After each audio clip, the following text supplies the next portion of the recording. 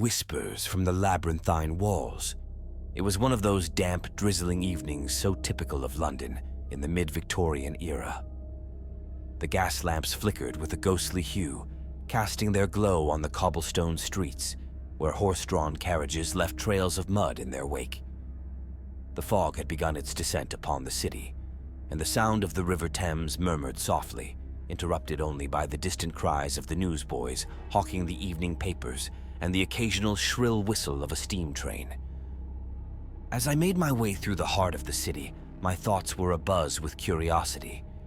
Word had spread through the gentlemen's clubs and parlors about a rather extraordinary mansion, a new design by a renowned architect.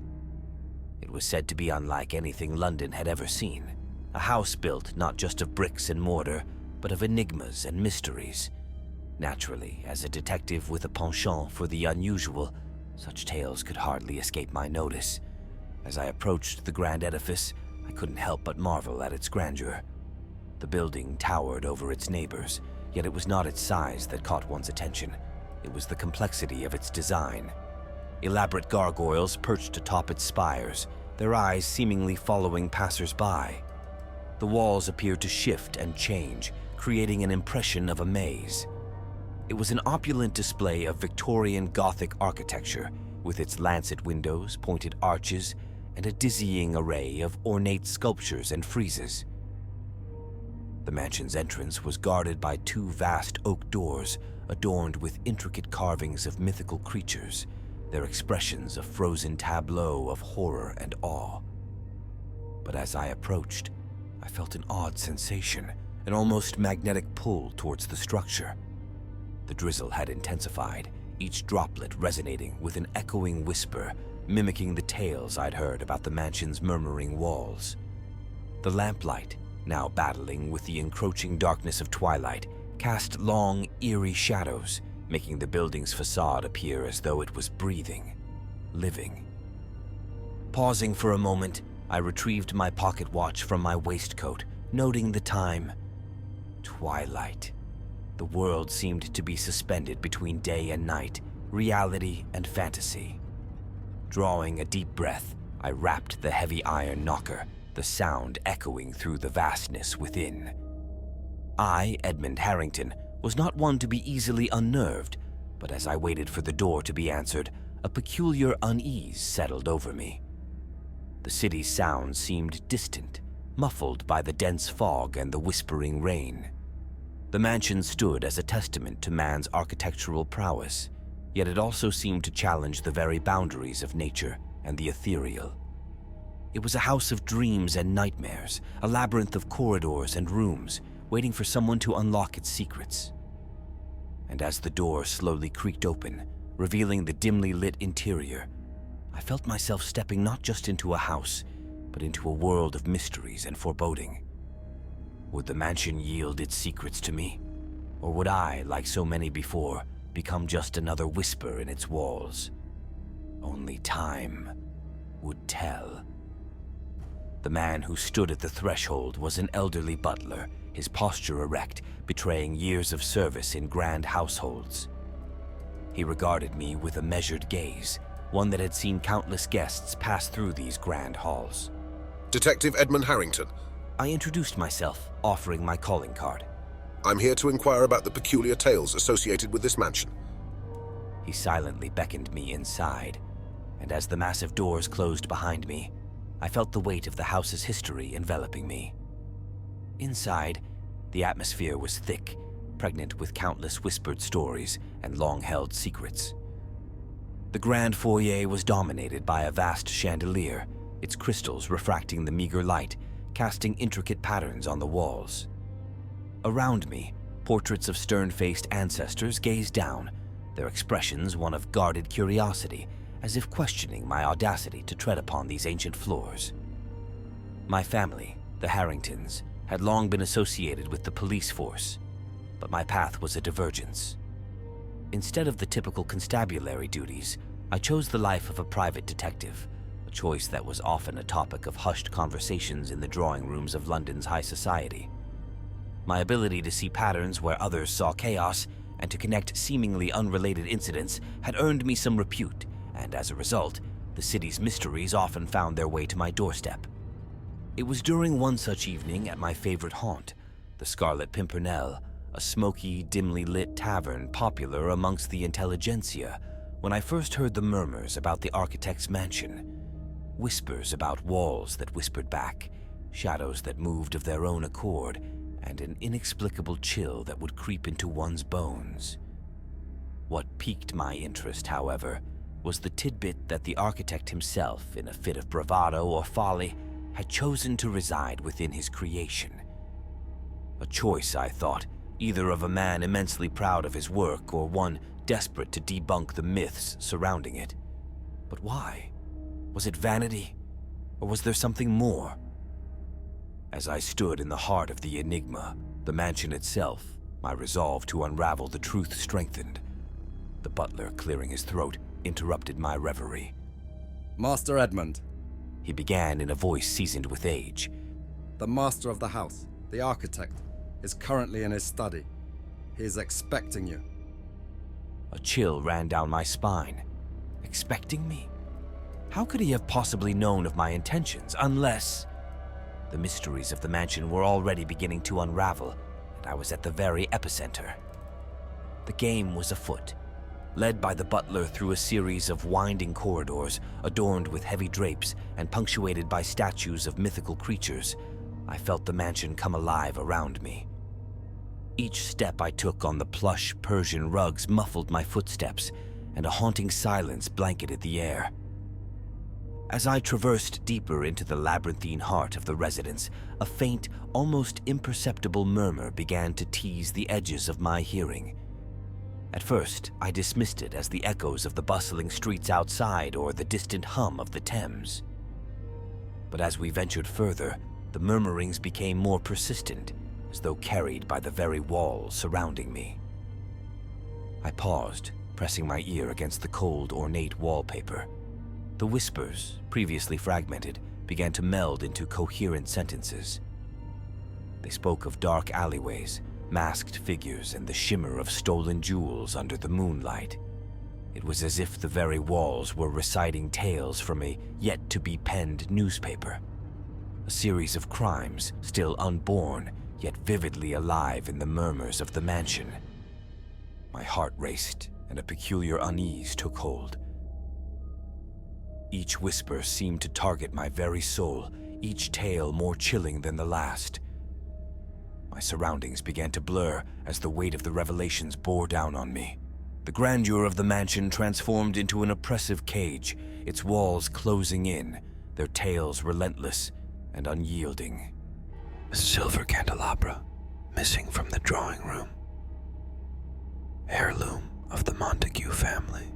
A necklace of unparalleled beauty. And then, clearer than the rest, The grand estate of the Westerlies. A robbery at the stroke of midnight. the very specificity of the last prediction of the Westerly estate anchored me to reality. I knew of the Westerlies, a prestigious family renowned for their vast fortune and their grand soirees. Their estate was a stone's throw from this mansion. The prospect of such a crime was unthinkable, yet here I was, privy to its premonition. Attempting to compose myself, I turned to the butler, my voice barely more than a hoarse whisper. Did you hear that? He regarded me with a quizzical gaze, his expression unchanged. Hear what, Master Edmund? The very normalcy of his response further distorted my sense of reality. Was I losing my grip on sanity? But no, I couldn't dismiss the clarity of those whispered premonitions. They bore a truth that I had to confront. Regaining a semblance of control, I cleared my throat. I'm very sorry, but I'll have to see the architect at another opportune moment. I cleared my throat. It seems as if another urgent matter is requiring my full attention at the moment. The butler simply nodded, his face revealing no emotion, and gestured towards the front door. As we continued our journey through the mansion, the weight of the whispered revelations bore heavily on me. I felt trapped in a web of foreknowledge, a puppet in a game where fate itself pulled the strings. And and as the doors to the architect's study loomed ahead, I steeled myself for the confrontation that awaited. The walls had spoken, and it was now my move. Upon leaving the architect's mansion, the night's cool air greeted me like a long-lost friend, offering a brief respite from the stifling enigma of the whispering walls. However, the cryptic murmurs of an impending crime at the Westerly estate continued to gnaw at the corners of my mind. As a man of reason and deduction, I had always relied on tangible evidence and concrete facts. But now, I found myself grappling with a forewarning, the veracity of which remained to be seen. Driven by a combination of skepticism and an insatiable curiosity, I found myself navigating the labyrinthine streets of London towards the opulent gates of the Westerly estate. As I approached, the majestic manor stood bathed in moonlight, its pristine gardens casting long, eerie shadows. I concealed myself behind a tall hedge, providing a vantage point over the main entrance. Hours seemed to meld into minutes and minutes into seconds as I waited with bated breath. The rhythmic ticking of my pocket watch provided the only sense of the passage of time, and just as doubt began to creep in, a faint rustling broke the silence. Emerging from the dense fog, masked figures moved stealthily towards the estate, their movements synchronized, their intent clear. Every whispered detail from the mansion's walls played out before me, as if I were watching a theatrical performance where I already knew the script. The silver candelabra, the Montague family heirloom. Each stolen item was precisely as the whispers had foretold. I contemplated intervening, but the sheer precision and number of the thieves deterred me. Instead, I committed every detail to memory, from their appearances to their distinct mannerisms. As the culprits disappeared into the night, the weight of the mansion's revelations became undeniable. With the first light of dawn, I retraced my steps back to the architect's mysterious abode. The house, now illuminated by the soft glow of the morning sun, seemed almost benign. Yet I couldn't shake off the disconcerting feeling that within its walls lay a power both wondrous and terrifying. Seeing that the room the architect was in was illuminated, I demanded an audience with the architect. The butler, unflappable as ever, led me to a grand study, its walls lined with blueprints and sketches. At the room's center, behind a mahogany desk strewn with architectural designs, sat the man responsible for this enigmatic structure. His appearance was not what I expected. Rather than the eccentric, wild-eyed visionary I had imagined, he was a refined gentleman, albeit with a palpable aura of melancholy. "Detective Harrington," he greeted, his voice tinged with resignation. "I assume you've come seeking answers." Indeed, I had. The events of the night had solidified the mansion's uncanny predictions, turning my skepticism on its head. I recounted my experience, emphasizing the accuracy of the whispered crimes. He listened intently, nodding occasionally, his face a mask of contemplation. When I finished, he sighed deeply, the weight of the mansion's mysteries apparent in his demeanor. "You've witnessed but a fraction of this house's capabilities," he began, his voice heavy. "When I designed this mansion, I intended it to be my magnum opus, not a harbinger of impending doom." The hour that followed was filled with tales of ambition, ancient relics, and unforeseen consequences. The mansion, it seemed, was not just an architectural marvel, but a conduit to the very fabric of time and destiny. I left the study with more questions than answers, the lines between reality and the supernatural irrevocably blurred. The mansion had revealed its power, and I was both its beneficiary and its pawn. The game had changed, and the stakes had never been higher. Armed with the chilling revelation of the mansion's capabilities, my investigative instincts took over. Every great puzzle, I believed, had its pieces scattered waiting to be connected.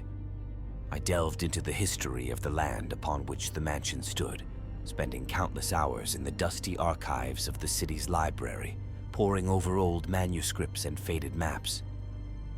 A breakthrough came in the form of a weathered journal, its pages brittle with age, bearing the account of a druid priest from ages past.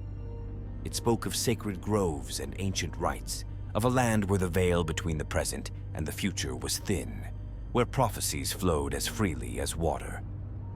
The very land, it appeared, upon which the mansion now stood. The entries became increasingly cryptic, hinting at ceremonies to protect the sanctity of the land, ensuring its secrets remained confined. But with the construction of the mansion, it seemed those barriers had been unwittingly breached. Empowered by this newfound knowledge, I sought to harness the mansion's predictions for good. Over the next weeks, using the whispered forewarnings, I prevented a string of burglaries, exposed corrupt officials, and even foiled an assassination plot. The city, none the wiser about my mysterious informant, lauded my abilities, furthering my reputation as a detective par excellence. But with each passing day, the weight of foreknowledge became a burden. Sleep became elusive, and every shadow, every whisper seemed like a harbinger of doom. I began to question the morality of my actions. Was it right to interfere with events yet to occur? And at what cost to my own sanity? Desperation drove me back to the architect's doorstep. I found him in his study, a shell of his former self, surrounded by scattered blueprints and sketches, each one more erratic than the last. He looked up, his eyes haunted, dark circles bearing testimony to countless sleepless nights. Back again, Detective Harrington? Seeking solace or answers? Both. I confessed, my voice trembling. This mansion, it's tearing me apart. Every whispered prophecy, every prevented crime, it's a weight I can't bear.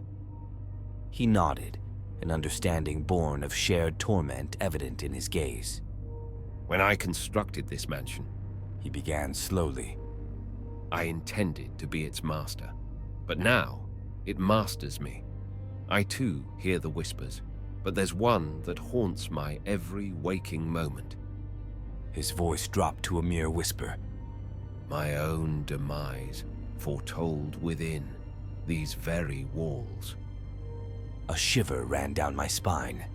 The gravity of our predicament was apparent. We were prisoners of our own making, ensnared by the mansion's malevolent grip. Sensing my unease, the architect continued. It speaks of a moonless night, of a shadowy figure within the mansion's labyrinthine corridors, and a fate I cannot escape.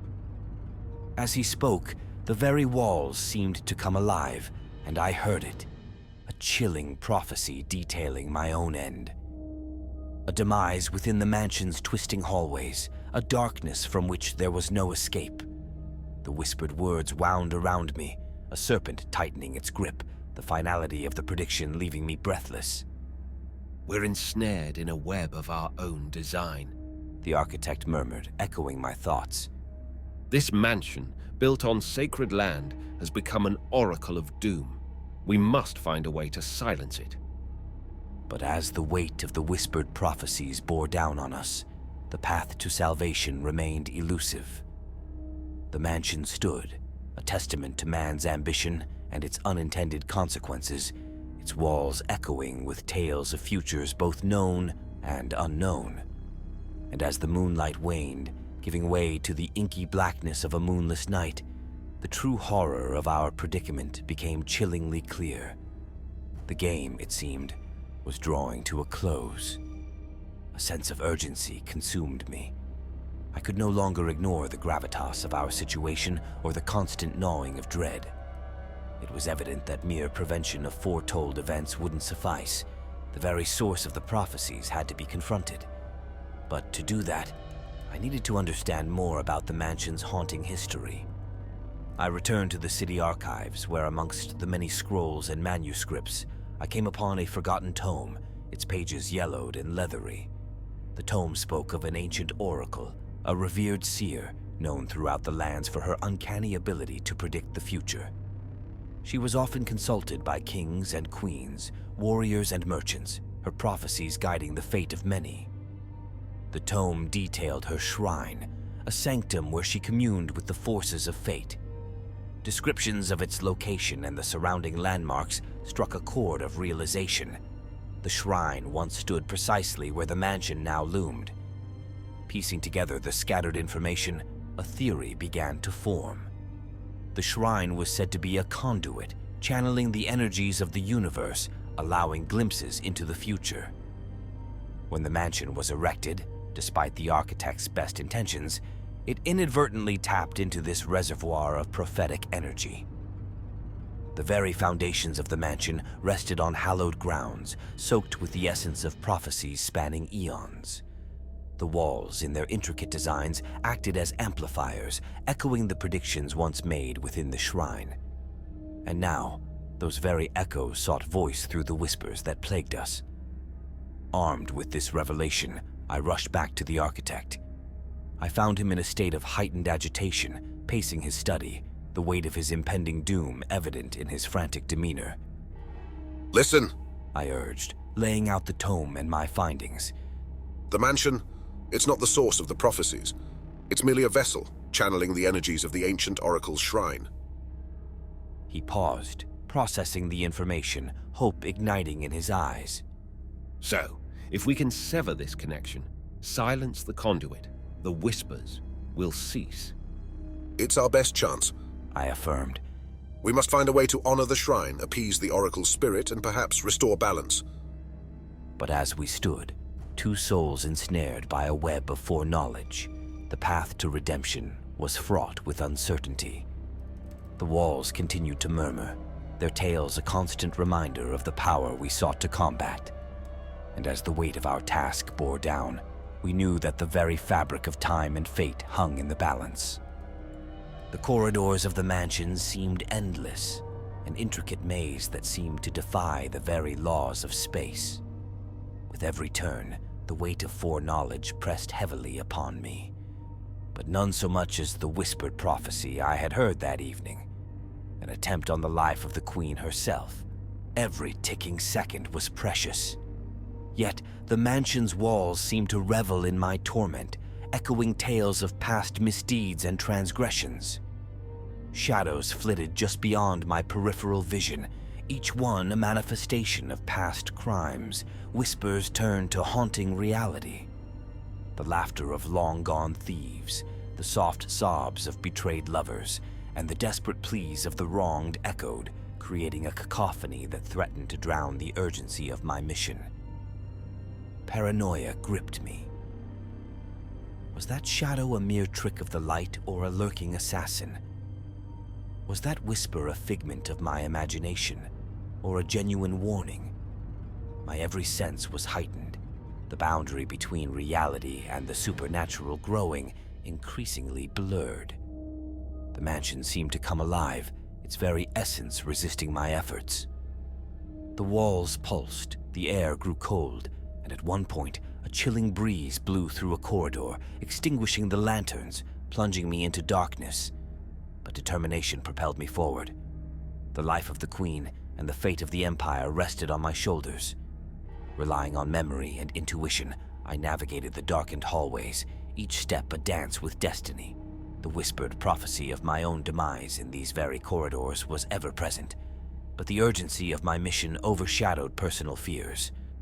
Hours seemed like minutes, and minutes like seconds, until finally I emerged from the mansion's grip, the early rays of dawn greeting me. With the whispered clues etched in my mind, I set forth on a frantic race against time, the destiny of a monarch and a nation in the balance. The heart of London was astir as I made my way through the cobbled streets, the enormity of the whispered prophecy driving me to near madness. The grand edifice of Buckingham Palace stood before me, its regal spires reaching for the heavens. With every ounce of my being, I implored the guards to heed my warning.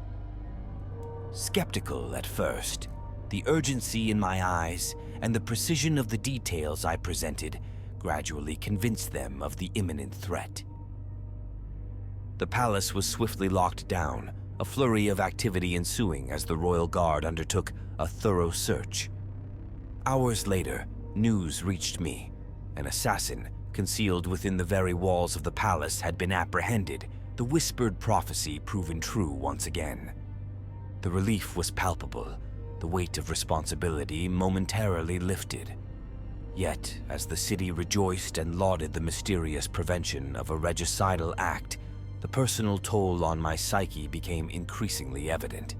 The mansion's walls, with their endless murmurs, had ensnared my mind, and the constant barrage of foreknowledge threatened to shatter my sanity.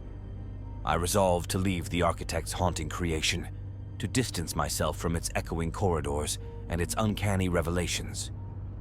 But as I packed my belongings, the prophecy of my own demise within the mansion's labyrinth haunted my every thought.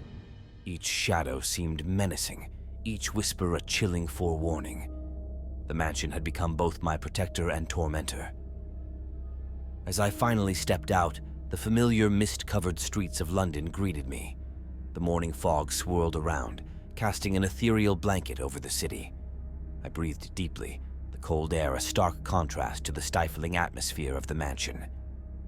But just as I began to feel a semblance of freedom, the distant clopping of horse hooves grew louder. Emerging suddenly from the dense fog, a horse-drawn carriage hurtled towards me. Time seemed to slow, the whispered prophecy echoing in my ears. Instinct took over, and I leapt aside, narrowly avoiding being trampled. As the carriage disappeared into the mist, my heart raced, the enormity of the moment sinking in. The predicted death within the mansion's corridors was not a literal end, but a metaphorical one. The near-death experience was a chilling realization that the walls had foreseen not my physical demise, but the death of my skepticism, the very essence of my former self. The mansion, in its malevolent wisdom, had unveiled the future, changing the very core of my being. As days turned to weeks and weeks to months, tales of the Whispering Mansion spread throughout London. Many flocked to it, drawn by curiosity, ambition, or sheer bravado. Some emerged enlightened, others tormented, but none remained untouched. The mansion stood timeless, its walls forever murmuring the fates of those who dared to listen, an eternal testament to man's quest for knowledge and the profound costs it often demanded. And as the city around it ebbed and flowed with the sands of time, the mansion remained, its whispers echoing through the ages, forever shaping the destinies of those within its grasp. Epilogue. Throughout history, civilizations across the globe have held deep-seated beliefs in spirits, viewing them as integral entities that weave the fabric of the world around them. From the ancient Greeks, who believed in nymphs and spirits of the trees and waters, to the native tribes of the Americas with their ancestral spirits and guardians of the land, the idea that souls or entities linger on Earth has been a constant. Sacred grounds particularly are imbued with significance in countless cultures. In Asia, for instance, certain groves and mountains are believed to be the dwelling places of deities. The Celts in Europe regarded specific springs and forests as enchanted, believing them to be portals to other realms. These spaces are revered, not merely as patches of earth, but as consecrated places where the veil between the physical and the spiritual is thin. Such grounds, it's believed, harness an energy, an aura that's palpable to those who tread upon them. Spirits, both benevolent and malevolent, are thought to be more active here, their whispers echoing across time, their actions influencing the fate of the living. For many, the mansion in our tale was one such place, its foundations laid upon an ancient shrine, forever linking it to the oracles of the past. However, as mankind progressed into an age of reason and science, these ancient beliefs were often scrutinized. Science, with its empirical methods, often challenges the ethereal nature of such stories.